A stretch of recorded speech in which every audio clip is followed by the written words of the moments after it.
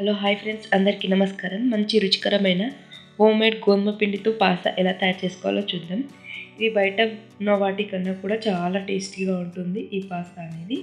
ఇప్పుడు ఈ పాస్తాని ఎలా తయారు చేసుకోవాలో చూద్దాం. ముందుగా ఒక పాత్ర తీసేసుకొని ఒక 1 కప్ వరకు అయితే గోధుమ పిండిని తీసుకున్నాను. అలాగే టేస్ట్కి సరిపడా సాల్ట్ని తీసుకోవాలి. వాటర్ అనేది కొద్దిగా వేస్తూ పిండి ముద్దలాగా మృదువుగా మంచిగా తడుపుకోవాలి. ఇలా వాటర్ అనేది చూసుకుంటూ తడుపుకోవాలి. పిండిని మంచిగా సాఫ్ట్గా ఇలా ఈ విధంగా అయితే తడుపుకోవాలి.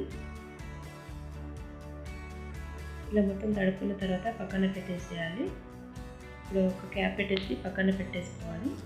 ఇప్పుడు టేస్ట్కి సరిపడా పచ్చిమిర్చిని తీసేసుకొని చిన్న ముక్కలుగా కట్ చేసుకోవాలి. అలాగే ఆనియన్స్ని కూడా ఇలా చిన్నగా కాస్త పొడుగ్గానే కట్ చేసుకోవాలి. మరి చిన్న సైజులో కట్ చేసుకోకూడదు, కాస్త పెద్దగానే కట్ చేసుకోవాలి. అలాగే టమాటాలను కూడా కట్ చేసుకోవాలి. ఇప్పుడు ముందుగా మనం తడిపి పెట్టుకున్నాం కదా గోధుమ పిండిని, దాన్ని చిన్న బాల్స్ లాగా చేసేసుకోవాలి. ఇలా ఈ విధంగా చిన్న బాల్స్ లాగా డివైడ్ చేసుకున్న తర్వాత ఈ విధంగా చపాతీని మనం చేసుకుంటాం కదా, ఇప్పుడు ఆ చపాతీ పీట పైన మనం కాస్త పిండి అనేది వేసేసుకొని చపాతీలాగా చేసేసుకోవాలి. కాస్త పిండి వేసేసుకుంటూ ఇలా ఈ విధంగా అయితే మొత్తం చపాతీలాగా చేసేసుకోవాలి. ఈ చపాతీ మరీ పలసగా చేసేసుకోకూడదు, అలా అని మరీ మందంగా కూడా చేసుకోకూడదు. మీడియం సైజులో చపాతీని అనేది చేసేసుకోవాలి. కాస్త ఈ విధంగా పైన పొడి పిండి వేసేసుకుంటూ ఈ విధంగా చపాతీలాగా అయితే చేసేసుకోవాలి.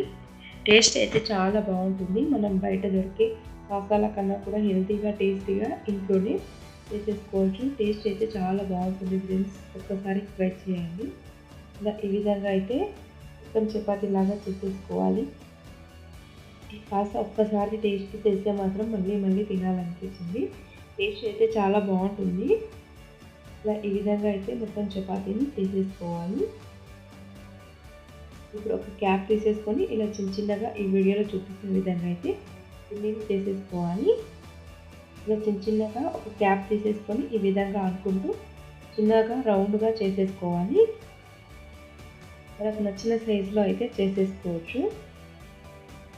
నేనైతే ఇక్కడ ఒక క్యాప్ తీసేసుకొని ఈ విధంగా అయితే రౌండ్గా అనుకుంటూ చిన్నగా పూరీలాగా చేసేసుకున్నాను.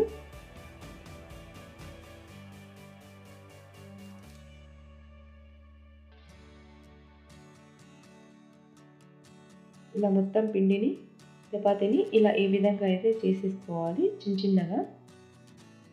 ఇప్పుడు మనకు ఎక్స్ట్రా పిండి ఉంటుంది కదా, దాన్ని మొత్తం తీసేసేయాలి.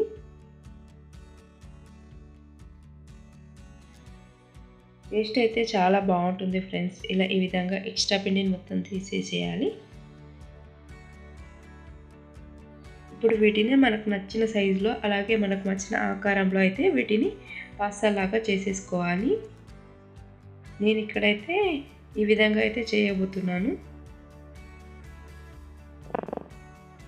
మనం కట్ చేసుకున్న చపాతీ ఉంటుంది కదా, దాన్ని ఇలా 2 వేళ్ళతో అనుకుంటూ మరలా ఒక సైడ్ కూడా మళ్ళీ 2 వేళ్ళతో ఇలా ఈ విధంగా అయితే అనేసుకోవాలి. మనకు నచ్చిన ఆకారంలో అయితే చేసేసుకోవచ్చు. నేనైతే ఈ విధంగా చేస్తున్నాను. ఇలానే మొత్తం పిండిని చేసేసుకోవాలి. ఇలా ఈజీగా చేసేసుకోవచ్చు. ఇలా 2 వేళ్ళను ప్రెస్ చేస్తూ ఇలా ఈ విధంగా ఈ ఆకారం వచ్చే వరకు చేసేసుకోవాలి. టేస్ట్ అయితే బాగుంటుంది ఫ్రెండ్స్. ఒక్కసారి చూడండి, ఒకసారి ట్రై చేసి చూడండి, మీకే నచ్చుతుంది. ఇలా సింపుల్గా చేసేసుకోవచ్చు. ఇలా 2 వేళ్ళని ప్రెస్ చేస్తూ ఇలా ఈ విధంగా ఆకారంలో మొత్తం పిండిని చేసేసుకున్నాను. ఇప్పుడు స్టవ్ ఆన్ చేసుకొని ఇప్పుడు ఒక 2 గ్లాసెస్ వరకు అయితే వాటర్ తీసుకున్నాను. వాటర్ తీసేసుకొని క్యాప్ పెట్టేసుకొని ఉడికించుకోవాలి. తర్వాత మనం ముందుగా రెడీ చేసుకున్నాం కదా పాస్తాలని, వాటిని వాటర్లో వేసేసి ఒక 2 మినిట్స్ అయితే ఉడికించుకోవాలి.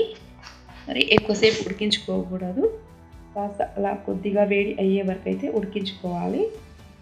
ఇలా క్యాప్ పెట్టేసుకొని ఒక 2 మినిట్స్ ఉడికిన తర్వాత ఇప్పుడు వీటిని తీసేసుకొని ఒక ప్లేట్లోకి అయితే వేసేసుకోవాలి. ఇలా మొత్తం పాస్తాలను తీసేసి ఒక ప్లేట్లోకి వేసేసుకొని ఇప్పుడు కూల్ వాటర్తో అయితే మొత్తం కడిగేసి పక్కన పెట్టేసుకోవాలి. ఇప్పుడు స్టవ్ ఆన్ చేసుకొని కడాయి పెట్టుకొని ఒక 2 టేబుల్ స్పూన్ వరకు అయితే ఆయిల్ అనేది వేసేసుకోవాలి. ఆయిల్ అనేది కాస్త హీట్ అయిన తర్వాత మనం జీలకర్ర వేసేసుకోవాలి. అలాగే మనం ముందుగా కట్ చేసి పెట్టుకున్నాం కదా పచ్చిమిర్చి, అలాగే ఆనియన్స్ని కూడా వేసేసుకోవాలి. ఇలా ఒకసారి మొత్తం బాగా కలిపేసుకోవాలి. ఇలా ఈ విధంగా ఆయిల్లో ఫ్రై చేసుకోవాలి. అలాగే టేస్ట్కి సరిపడా సాల్ట్ని కూడా యాడ్ చేసుకోవాలి. ఇలా ఈ విధంగా అయితే మొత్తం బాగా కలిపేసుకోవాలి. ఇప్పుడు మనం ముందుగా కట్ చేసి పెట్టుకున్నాం కదా టమాటాలను కూడా వేసేసుకోవాలి. కొద్దిగా కారాన్ని యాడ్ చేసుకోవాలి. స్పైసీగా చాలా బాగుంటుంది. అలాగే మసాలాను కూడా యాడ్ చేసుకోవాలి. అలాగే చాట్ మసాలాను కూడా కొద్దిగా యాడ్ చేసేసుకొని ఈ విధంగా బాగా కలిపేసుకోవాలి. ఈ ముక్కలు అనేది మరీ చిన్నగా కట్ చేసుకోకూడదు. వెజిటేబుల్స్ కాస్త పెద్దగానే కట్ చేసుకోవాలి. మనం ముందుగా ఉడికించుకున్నాం కదా పాసాని కూడా వేసేసుకొని మసాలా మొత్తం బాగా పట్టే విధంగా కలిపేసుకోవాలి. తర్వాత కొత్తిమీరను గార్నిష్ చేసేసుకొని ఈ విధంగా బాగా మొత్తం మంచిగా కలిపేసుకోవాలి. పాస్తాకి మొత్తం బాగా మసాలా పట్టే విధంగా బాగా మొత్తం కలిపేసుకోవాలి. ఇంతే ఫ్రెండ్స్, ఇదిగో పాస్తా అనేది రెడీ అయింది. వీడియో నచ్చిందా అయితే లైక్ చేసి సబ్స్క్రైబ్ చేసుకోండి. హెల్తీగా అండ్ టేస్టీగా గోధుమ పిండితో పాస్తా అనేది రెడీ అయింది. వేడివేడిగా సర్వ్ చేసుకొని తింటే మాత్రం చాలా బాగుంటుంది. ఇది మీ ఫ్రెండ్స్ అండ్ ఫ్యామిలీస్ మెంబర్కి ఈ రెసిపీని ఒకసారి చేసి పెట్టి చూడండి. చాలా బాగుంటుంది. మళ్ళీ మళ్ళీ అడిగి మరి మీతో చేయించుకొని తింటారు. అంత బాగుంటుంది ఈ రెసిపీ వచ్చేసి. ఇలాంటి రుచికరమైన అలాగే ఆరోగ్యకరమైన వంటకాల కోసం మా ఛానల్ని సబ్స్క్రైబ్ చేసుకోండి. Thank you for watching this channel. Please subscribe my channel.